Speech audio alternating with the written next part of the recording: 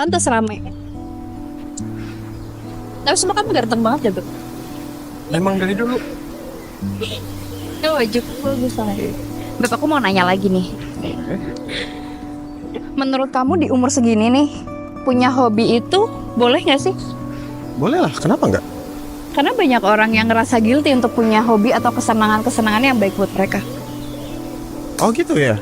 Iya, jadi tuh kadang tuh orang kayak, anjir daripada gue punya hobi, misalkan nonton film, mending uang filmnya bisa gue puter untuk jadi duit lagi.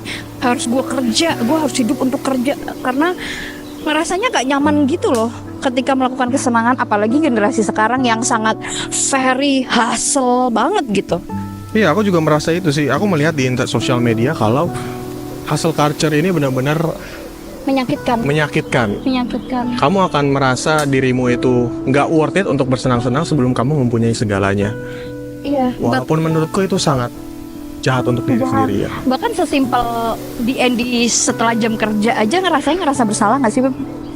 Ya, sebenarnya kalau kita bisa pikir lagi ya, setiap manusia itu butuh istirahat, butuh distraksi. Kita sebagai manusia itu cuma bisa bekerja ya paling lebih 5 jam lah fokusnya. Selebih dari 5 jam itu kamu udah nulis yang nggak jelas, fokusnya nggak kemana-mana, mau ngerjain satu hal tapi tasnya nggak kelar-kelar. Sampai tipes. Betul. Dan itu justru malah mengurangi produktivitas kita. Betul. Tapi kamu tahu nggak, problem-problem seperti itu hanya terjadi di Indonesia? Iya kah? Karena kayaknya lebih ke itu sih, efektivitas kerjanya sih, Beb. Karena kalau kamu lihat di luar negeri itu kan kayak semacam BPJS-nya itu tuh banyak banget. Even kayak untuk mental health, maternity leave dan sebagainya itu banyak banget gitu. Untuk bahkan tuh jalan-jalan sendiri bakal dibayarin. Karena apa? Mereka percaya bahwa dengan hati yang bahagia, dengan mental yang baik, karyawan bisa bekerja dengan sepenuh hati.